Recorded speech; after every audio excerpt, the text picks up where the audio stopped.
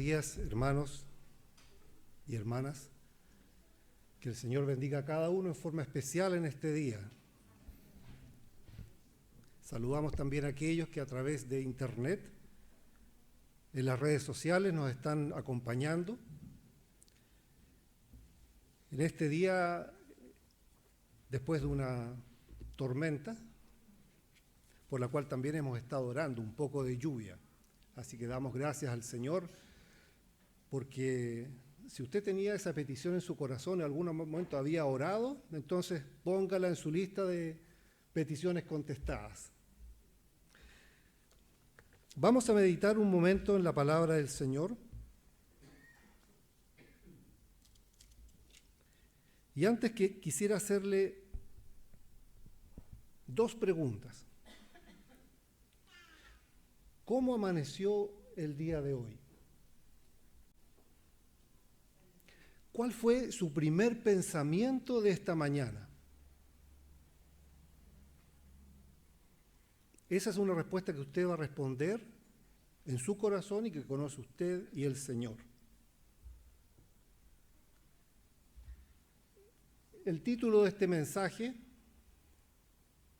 es Cuando Dios está en silencio. Y está basado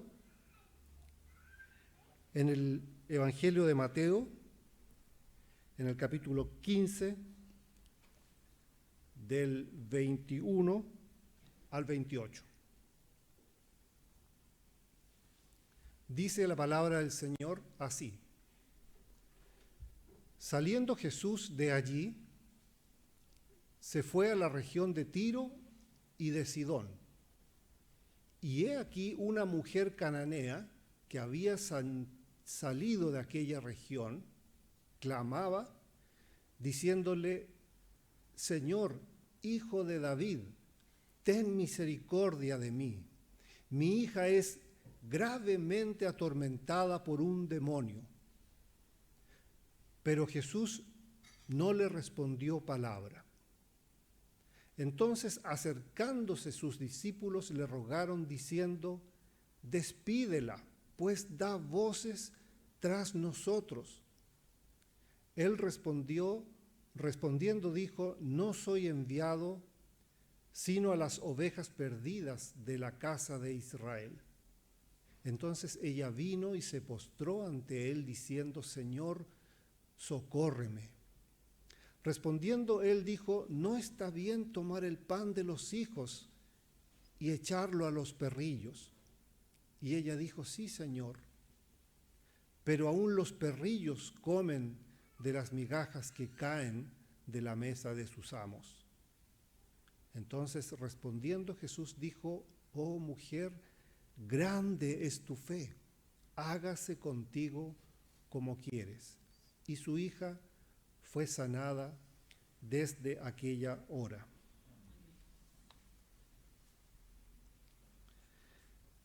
Hay otra versión en el libro, en el Evangelio de Marcos, que relata la misma situación, y lo voy a leer para complementar con el relato ofrecido por Mateo. Levantándose de allí se fue a la región de Tiro y de Sidón, y entrando en una casa no quiso que nadie lo supiese, pero no pudo esconderse porque una mujer cuya hija tenía un espíritu inmundo, luego que oyó de él, vino y se postró a sus pies. La mujer era griega y sirofenicia de nación, y le rogaba que echase fuera de su hija al demonio. Pero Jesús le dijo: Deja primero que se sacien los hijos, porque no está bien tomar el pan de los hijos y echarlo a los perrillos. Respondió ella y le dijo: Sí, Señor, pero aún los perrillos debajo de la mesa comen de las migajas de los hijos. Entonces le dijo: Por esta palabra, ve, el demonio ha salido de tu hija. Y cuando llegó ella a su casa, halló que el demonio había salido y a la hija acostada en la cama.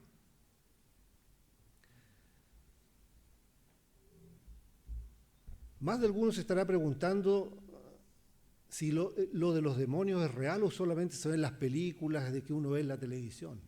No, es real. Esto es real. Vamos a mirar un poquito el contexto en que se desarrolla esta historia, que tiene varias singularidades, varias particularidades que vamos a descubrir en esta mañana y que estoy seguro van a ser bendición para nosotros. En este momento en que estamos en el ministerio del Señor Jesús, es la primera vez que Él abandona el territorio de Israel y se va a la región de Tiro y de Sidón, al norte de Israel, lo que hoy día conocemos como el Líbano. Es interesante este detalle porque Él había venido a Israel como rey. Cuando envió a sus discípulos, los envió dentro de las fronteras de Israel, para que no saliesen de Israel, no más allá de sus límites. Después el Señor fue rechazado por los principales religiosos de Israel, como vimos o se puede ver en el capítulo precedente, y se produce una ruptura y Jesús mismo rompe con esto y Él va a la región de Tiro y de Sidón. La historia que acabamos de leer se centra en una mujer. ¿Quién era esta mujer? No sabemos detalles de ella. No sabemos su nombre, no sabemos su edad, no sabemos si era casada, si era viuda, si tenía más hijos. Solo sabemos que tenía un grave problema. Su hija estaba poseída por un demonio. Vamos a usar un poco nuestra imaginación, ese recurso maravilloso que nos regaló el Señor y que nos distingue de las demás especies. Aquí vamos a poner a prueba su propia imaginación. Esta mujer esa mañana se levantó, ordenó su casa como cualquier otro día, dejó preparada la comida, se arregló, dejó a su hija probablemente al cuidado de alguien o quizás sola, porque la niña estaba con este problema, y con un nudo en el estómago se fue al encuentro de aquel de quien sabía podía obtener la solución de su problema. ¿Cómo sabía ella de Jesús? El relato de Marcos nos dice que ella era griega y de nacionalidad sirio-fenicia, de la región de los fenicios. No había en ese tiempo internet, no había WhatsApp, no habían redes sociales, pero sí sabemos que la fama del Señor había trascendido fronteras. Su fama era muy grande. Y estamos hablando al principio de su ministerio. Ella sabía quién era Jesús. Mateo 4, del 23 al 25, nos dice: Jesús recorría toda Galilea enseñando en las sinagogas, anunciando las buenas nuevas del reino y sanando toda enfermedad y dolencia entre la gente. Su fama se había extendido por toda Siria y le llevaban todos los que padecían de diversas enfermedades, los que sufrían de dolores graves, de los endemoniados, los epilépticos y los paralíticos, y él los sanaba. Los seguían grandes multitudes de Galilea, Decápolis, Jerusalén, Judea y de la región al otro lado del Jordán. Al final del capítulo anterior, y lo voy a leer aquí directamente de la palabra, luego, para que nos ubiquemos en el contexto histórico, luego de que Jesús anduvo sobre las aguas e invitó a Pedro en ese pasaje, él dice: terminada la travesía vinieron a tierra de Genesaret. Cuando le conocieron los hombres de aquel lugar, enviaron noticias por toda aquella tierra alrededor y trajeron a él todos los enfermos y le rogaban que les dejase tocar solamente el borde de su manto, y todos los que lo tocaron quedaron sanos. Quizá esta mujer sabía que antes Jesús había sanado a gentiles. Entendamos por gentiles aquellos que no son judíos. El caso de ella. Quizá había sabido de esto que nosotros leímos recién en Mateo 4, que está aquí proyectado, o de la sanación del siervo del centurión romano, en Mateo 8. Sin embargo, hay una particularidad en este encuentro, porque todas estas sanidades se dieron en tierra judía, donde venían ellos a buscar a Jesús. Este encuentro fue distinto. Jesús fue al territorio gentil a encontrarse con esta mujer. Esta mujer se enfrentó a muchos obstáculos. Primero, la multitud echa a volar su imaginación.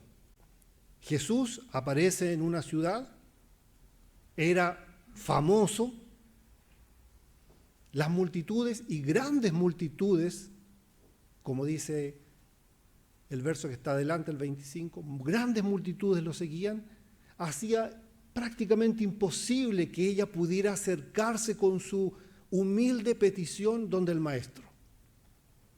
Yo me imagino el griterío, mucha gente, Jesús en medio, vendedores ambulantes, comerciantes, polvo. Era un espectáculo. Y esta mujer hace uso de un recurso que nosotros mismos empleamos cuando estamos desesperados. Dice que empezó a clamar. Cuando ya vio que no llegaba donde estaba Jesús, clamó, gritó, dijo: Jesús, hijo de David, ten misericordia de mí. Mi hija está gravemente atormentada por un demonio. Se enfrentó a otro problema, los mismos discípulos. Algunos comentaristas dicen que no es tan literal eso de despídela en el sentido de que dile que se vaya, sino: Señor, atiéndela porque nos está avergonzando. Despáchala luego. Pero quizá el mayor de los obstáculos al que se enfrentó fue a Jesús mismo.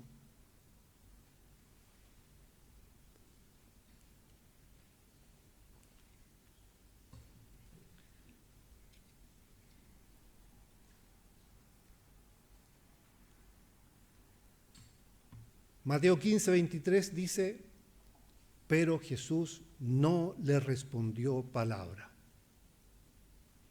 La pregunta para nosotros hoy es: ¿cómo respondemos cuando parece que Dios está en silencio? ¿Cuál es la actitud que toman nuestros corazones? Tenemos que entender que Dios puede estar en silencio, pero Él nunca está ausente.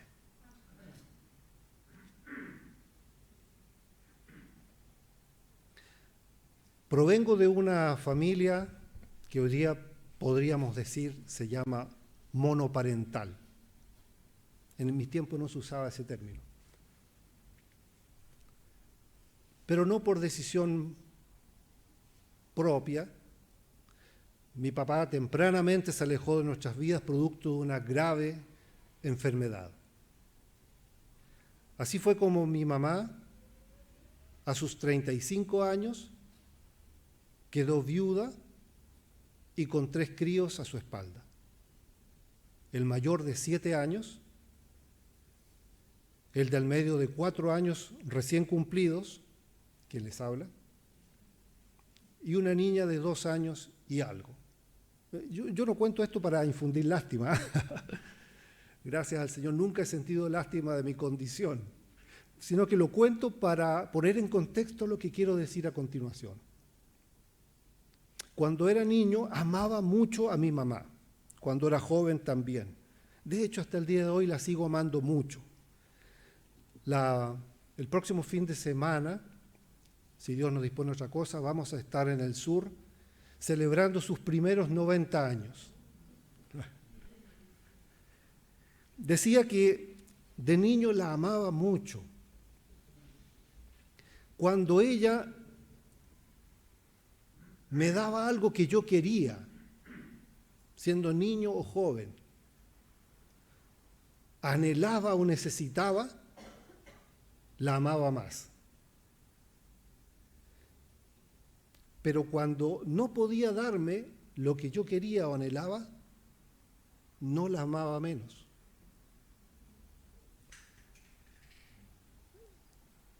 Simplemente la amaba porque era mi mamá, por lo que representaba, por lo que significaba para mí. ¿Por qué les cuento esto? Muchos años después aprendí que con Dios es algo similar. No le amamos porque es bueno con nosotros. De hecho, es bueno con nosotros. La palabra está llena de esa evidencia. No le amamos porque nos bendice. No le amamos por lo que nos da. Le amamos porque es Dios. Ese es el real significado. No le amamos por otra cosa.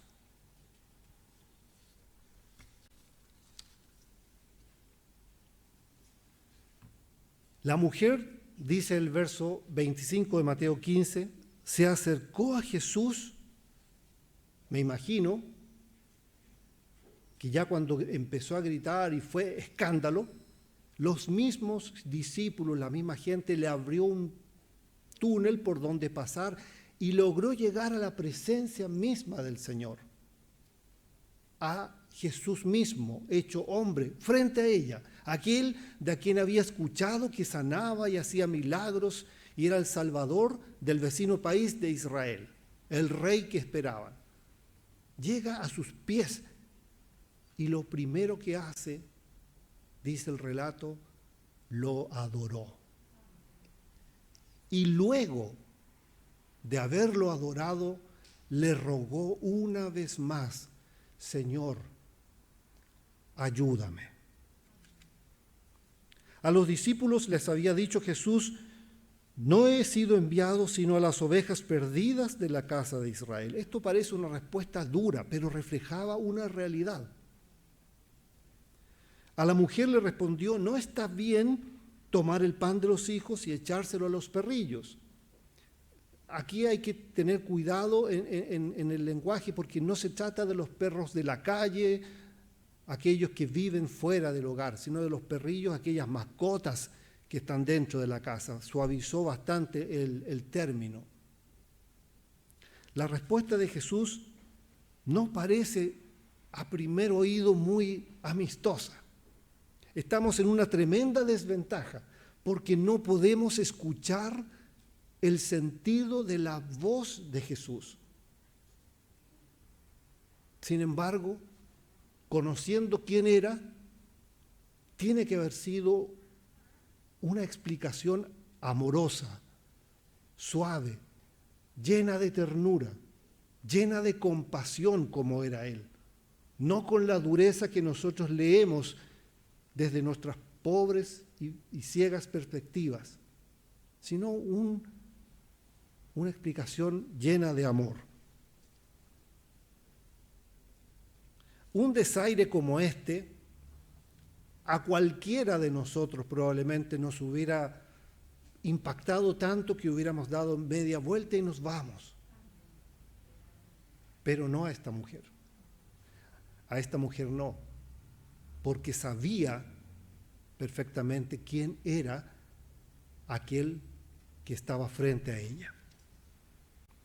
Ella respondió, y esto es muy singular porque aparece en los dos relatos: sí, Señor. Ella no se queja, ella no rebate, En ambos relatos dice, sí, Señor, tienes toda la razón, pero aún los perrillos comen de las migajas que caen debajo de la mesa. Es como si hubiera dicho, Señor, yo entiendo que el enfoque de tu ministerio es con los judíos, que ellos tienen un lugar especial en el plan redentor de Dios.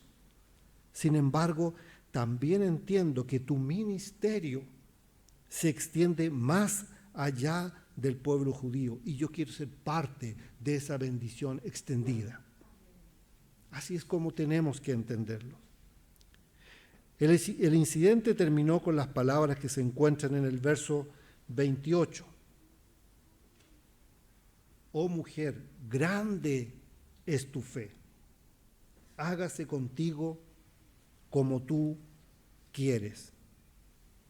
Nuestro Señor se asombró verdaderamente de la fe de esta mujer, una mujer gentil no judía. Él había invitado en Mateo 11:28 que vengan a Él todos los que estaban con cargas y trabajados y Él les daría descanso. Y eso es lo que hizo con la mujer cananea, cuya respuesta había mostrado una gran fe. Y esa fe fue la que el Señor respondió y premió. Si ustedes como yo, y a mí me gusta mucho usar esta frase porque así me siento más acompañado, ¿eh? Si ustedes como yo, seguramente en ocasiones ha orado por algo y pareciera que nuestra oración no pasa del cielo en la habitación donde estamos. Varias veces el Señor nos ha mostrado que una oración puede cambiarlo todo, pero aún así seguimos sintiéndonos desanimados. A veces esperamos que un milagro por el que estamos pidiendo ocurra en el mismo momento en que lo pedimos, pero casi nunca es así. Muchas veces nuestros problemas no se arreglan esforzosamente en el momento en que oramos, pero en el cielo el brazo de Dios se pone en movimiento para atender su petición, aun cuando Él está en silencio. A menudo somos buenos para adorar cuando hay dinero en la cuenta del banco, cuando obtenemos la promoción en el trabajo que tanto buscamos, cuando vivimos en la casa en la que queremos vivir, cuando tenemos el auto que queremos conducir, cuando vestimos la ropa que queremos vestir. Pero cuando Dios permanece en silencio frente a una petición que para nosotros es importante o trascendente, bajamos los brazos y dejamos de adorar. Cuando vivimos de esta manera, solamente adoramos cuando el brazo de Dios se pone en movimiento. Y Dios quiere que le adoremos buscando su rostro por quien Él es, nada más. Nuestra adoración no tiene nada que ver con nuestras emociones. No adoramos a Dios por emoción. ¿Le ha pasado que los músicos tocan una bella alabanza, como el dulce refugio en la tormenta, o tocar tu manto, Señor, y nosotros nos emocionamos y adoramos a Dios? Pero nosotros debemos entender que no adoramos a Dios por emoción, adoramos a Dios por obediencia.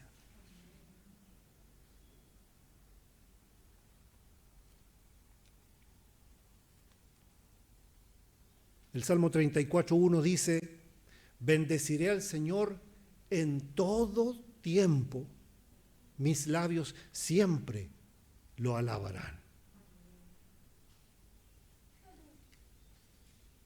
No podemos reducir nuestra adoración a un momento o a un evento o a una canción. Tenemos que vivir diariamente vidas de oración. No reduzcamos la adoración a un cántico, a una alabanza. Somos llamados a vivir vidas de adoración, vidas que brillan la luz de Cristo donde estemos, donde demostramos lo que creemos y lo que predicamos. En música no se trata de alabar al Señor porque un estilo nos queda cómodo. Se trata de alabar al Señor porque el Señor es digno de esa alabanza y esa adoración. La adoración fue creada para Dios, pero tiene beneficios para cada uno de nosotros. Renueva nuestra fe, levanta nuestro ánimo, restaura nuestro gozo. A pesar de que la mujer cananea intercedió por su hija, Jesús no le dio una respuesta animadora inmediatamente. Su reticencia trajo una respuesta aún más enérgica y llena de fe de parte de esta mujer gentil. Ella respondió al rechazo de Jesús con una mayor dedicación para hacer prevalecer su pedido. Al hacer esto, la mujer gentil continuó demostrando lo que hace un verdadero intercesor. Es singular y pasamos muchas veces por alto esto, que ella en ningún momento le dijo a Jesús: Señor, sana a mi hija.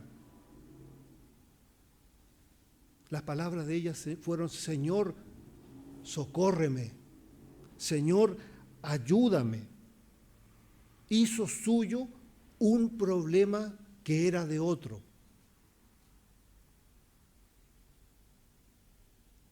Esposo está orando por la necesidad de su esposa, haciendo suyo el problema. Esposa ora por el esposo, por la necesidad de él. Padres, estamos orando por las necesidades de nuestros hijos como si fueran nuestras. ¿O estamos simplemente diciéndole: Señor, ayuda a este otro?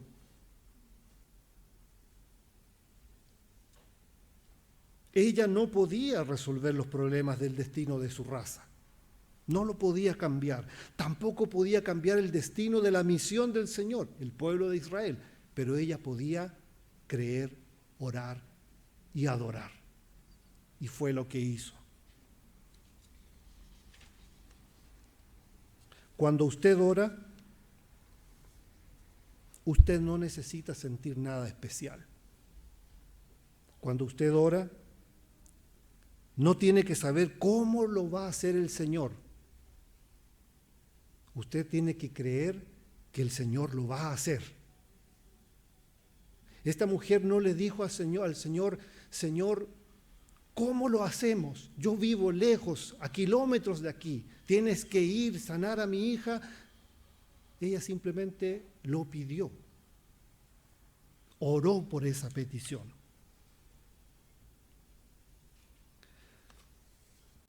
Para finalizar, hay al menos tres enseñanzas que podemos extraer y que podemos atesorar en nuestro corazón de esta historia. Número 1, nunca deje de orar, nunca deje de pedir y nunca deje de agradecer. Hagamos de la oración nuestro primer recurso. Número 2, hagamos de la adoración una práctica diaria en nuestras vidas. Una práctica permanente, independiente de nuestra situación o nuestra condición. Recuerde que adoramos por obediencia. Y número 3, sobrellevemos los unos las cargas de los otros, como dice el apóstol Pablo en Gálatas 6:2.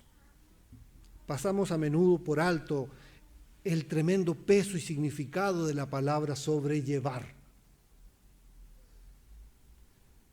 El diccionario de la Real Academia de la Lengua Española, y lo voy a leer textual, define la palabra sobrellevar de la siguiente manera: dicho de una persona, llevar encima o a cuestas una carga o peso para aliviar a otra. Mire qué interesante. ¿Qué fue lo que hizo esta mujer? Sobrellevó, hizo suya la carga de su propia hija. Y es un llamado a nosotros, para cada uno de nosotros. Para finalizar, siempre es bueno recordar las palabras del profeta Habacuc, ahí en Habacuc, capítulo 3. Aunque la higuera no florezca, ni en las vides haya frutos, aunque falte el producto del olivo y los labrados no den mantenimiento, y las ovejas sean quitadas de la majada, y no haya vacas en los corrales. Con todo, yo me alegraré en Jehová y me gozaré en el Dios de mi salvación. Que el Señor añada bendición a su palabra, a su vida. No sé cómo llegó usted a este lugar el día de hoy, pero la pregunta es, ¿cómo reaccionamos? ¿Qué sentimos en nuestro corazón cuando Dios está en silencio? O quizá deberíamos decir cuando Dios parece que está en silencio. Es el deseo de mi corazón que usted se vaya con esta pregunta hoy día, medite durante el día y los próximos días, y ruego al Señor que le ayude a encontrar una respuesta conforme a su corazón.